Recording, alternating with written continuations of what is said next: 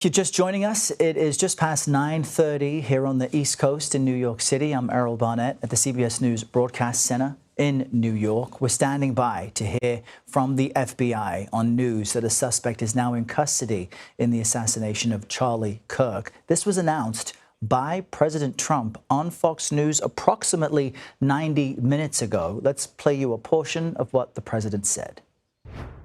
I think with a high degree of certainty, we have him in custody, right? In custody. Everyone did a great job. We worked with the local police, the governor. Everybody did a great job. You know, getting somebody that you start off with absolutely nothing. And we started off with a clip that made him look like an ant that was almost useless. We just saw there was somebody up there. And so much work has been done over the last 2.5 days. You know, it's amazing, actually, when you start off with that and then all of a sudden you get lucky or talent or whatever it is. But, yeah, I think we're in great shape. Mr. President. He's in custody. And the president also went on to say that a person of faith, a minister who is close to a U.S. Marshal, effectively worked with the suspect's father in convincing the suspect to turn himself in. That man now at police headquarters.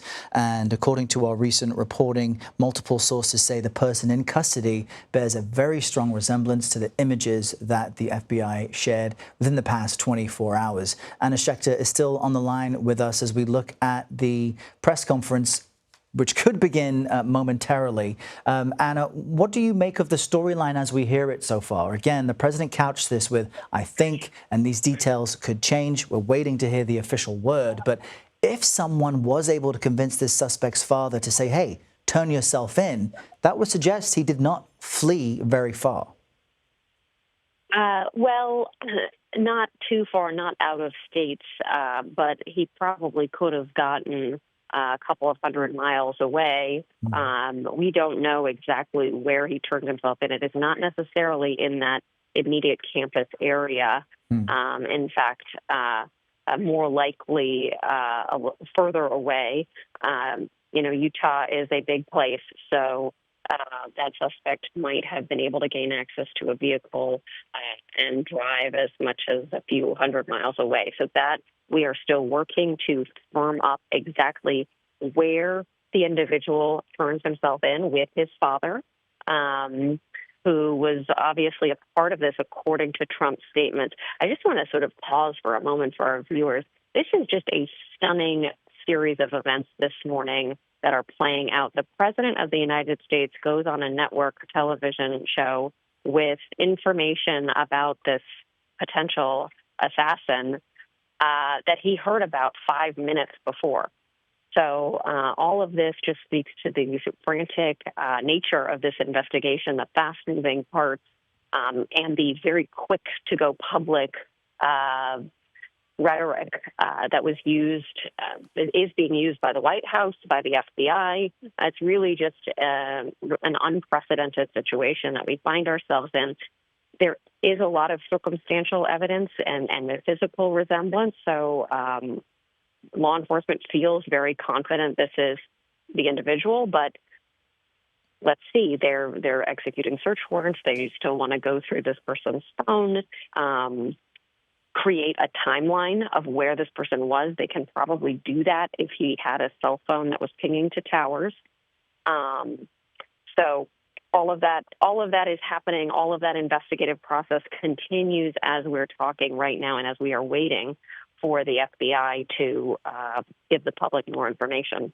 Anna, you make a great point. I mean, since Wednesday, all of us have almost been witnessing this case and have felt as if we're inside the investigation room in real time from the moment the president announced Charlie Kirk had died to this morning as the president announces someone is in custody. And to your point, to my question about how far away did this guy really get, we have one source telling CBS News the suspect potentially taken into custody and questioned in southern Utah by U.S. Marshals. So that kind of confirms what you were suggesting, in that he likely did get away to some distance and was not necessarily in the vicinity. Again, we're waiting to hear the official word from the FBI as soon as this press availability gets underway. Anna, what then are your biggest questions that you hope the FBI answers in this press conference, because they cannot tell everything they know for fear of jeopardizing their investigation. Well, I'm interested that they've delayed it a half an hour. It sounds like they're getting their ducks in a row, and they have likely made a decision at this point if they want to put the name out of the suspect. So I expect that we will likely get an identification, a name on this individual, and then I'm sure social media will blow up, as it has been since the moment of the assassination. You know, lots of theories swirling online. All of that has been going on and has actually factored into this investigation, frankly. And law enforcement has used the public in a way to get the word out. They needed those tips. I'm thinking also about that surveillance footage that we saw late last night, that was released late last night, where you see this individual racing across the roof with the backpack, climbing down. And what struck me was that this was very well planned. This individual knew exactly what he was planning to do. He carried out the assassination, and then he had his escape plan. He ran. He wasn't looking around, where do I go? He ran straight across that roof. He got down. He sort of was trotting like a slow run across the grass, and then started walking. He clearly wanted to appear calm. This was a very well-planned assassination. A lot of thought went into that. That's what struck me when I was watching that video late last night. And he probably had a getaway plan as well. You saw him kind of waiting for traffic, wanting to cross that street, get access to that wooded area where he dropped the gun.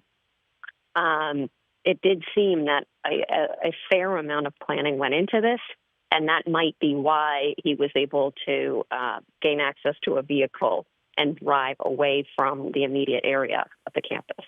Anna Schechter is our senior coordinating producer for crime and public safety. We're standing by to hear more from the FBI as soon as a press availability begins there in Orem, Utah. You're looking at the podium set up and ready to go. We want to share with you more of what President Trump announced this morning on Fox News when he shared the development that a suspect in the assassination of Charlie Kirk was in custody.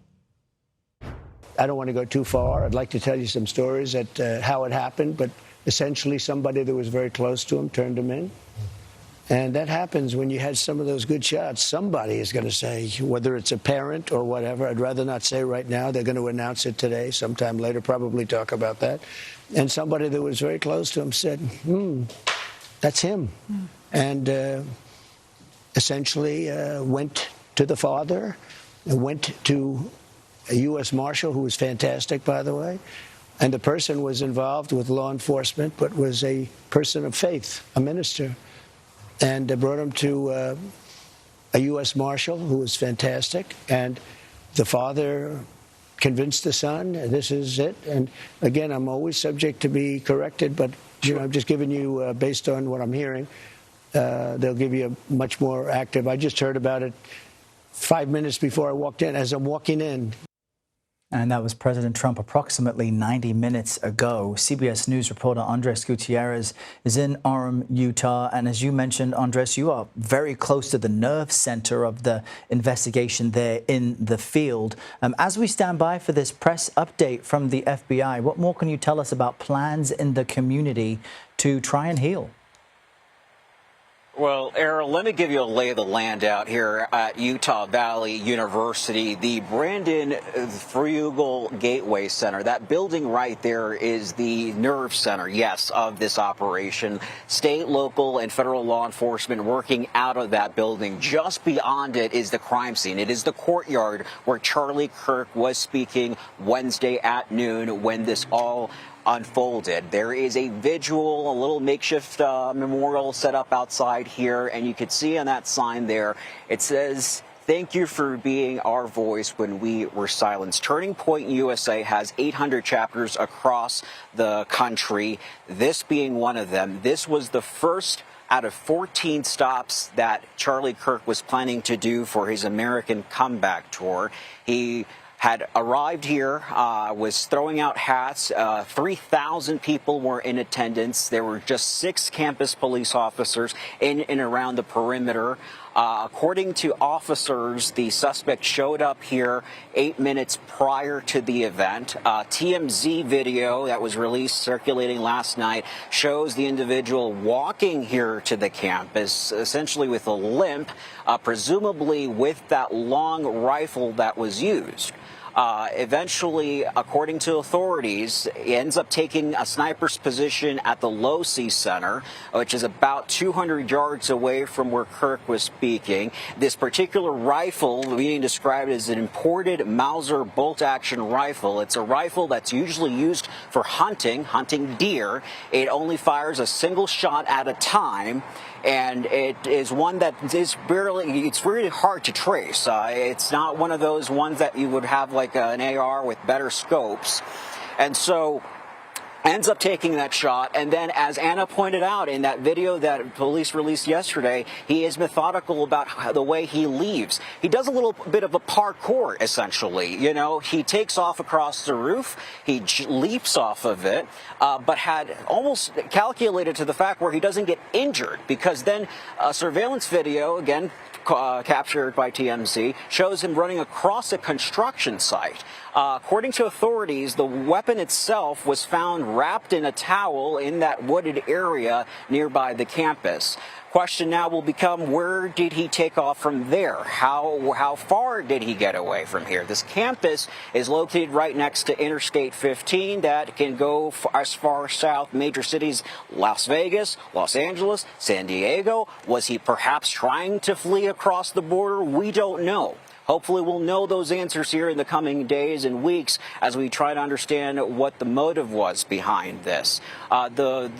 Yesterday, when they held their first news conference, they said that they talked about the weapon, they talked about the footprints and that they received because he was wearing these Converse sneakers. They were very intentional about pointing that out, how it created some impressions that were very distinctive. They also pointed out the backpack as well as the other clothing that he was wearing. And initially, they were not going to release any images. They felt confident that they were able to tap into the various databases that they were going to have, that they were not going to release images. But then by late morning, we had our first images of the suspect.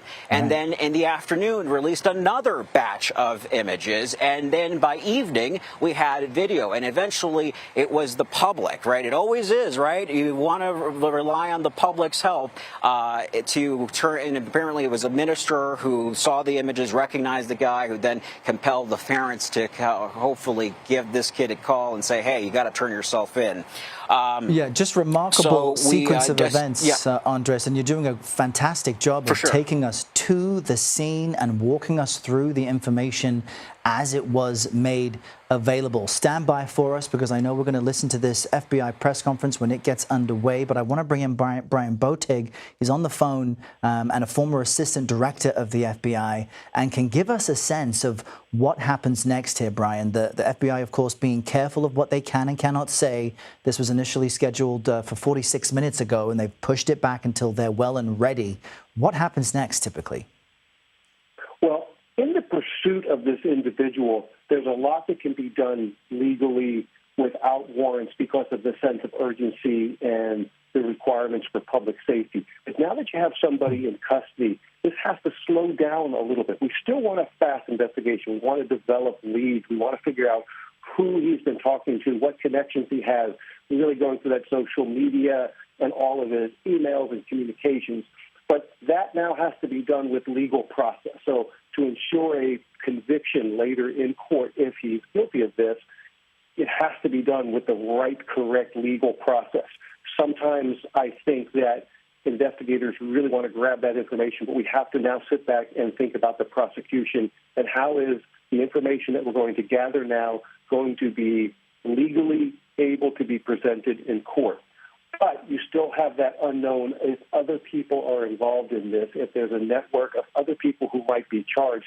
So there is a bit of a dynamic nature to this. You had mentioned earlier about going to conduct some of these searches. A lot of these cases we've seen before of shooters have left places behind. Their vehicles or their homes have been booby-trapped. So even when we're going to be conducting searches later today of his residences or places where he's been, that is as quickly as we want to get that done, that has to be done slowly to ensure public safety and the safety of the people that are conducting those searches. Well, Brian, that was precisely my thought as I wondered why investigators might want to be careful about what they say and what specifics they provide. They only released, I think these were maybe 4 images showing the suspect at different angles, different perspectives, just enough for people to be able to identify them if they know someone similar. But it's remarkable to me, you mentioned how the speed and tempo of the investigation must change now if this is in fact the suspect who, according to our reporting, matches the images that have been released. What specifically, though, changes from the moment after the shooting when thousands of people are fearing for their lives, wondering if this person is still at large, and now this morning that a man is in custody? What's different?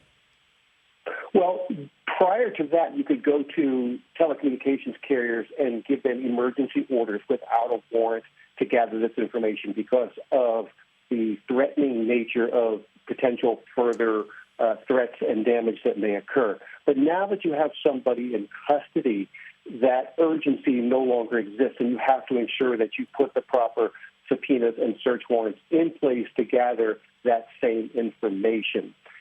Now, this will change if, during the course of this investigation, we find out that there are other people that are involved in this, and we need to then hunt them down. The sense of urgency then almost ramps back up to the point where you can do things under different legal authorities than you can when somebody is in custody. Brian Botig, we appreciate your insight on this breaking news. President Trump saying a suspect is in custody in the shooting death of Charlie Kirk. We're looking at the podium in Utah where the FBI is expected to give an update at any moment.